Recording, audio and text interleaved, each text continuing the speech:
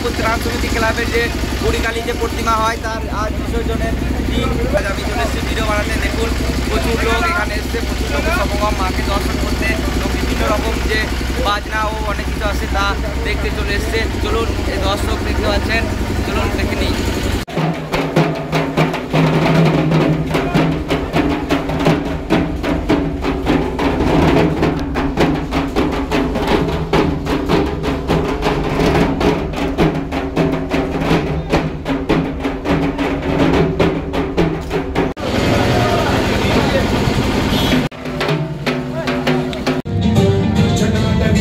जल प्रवाह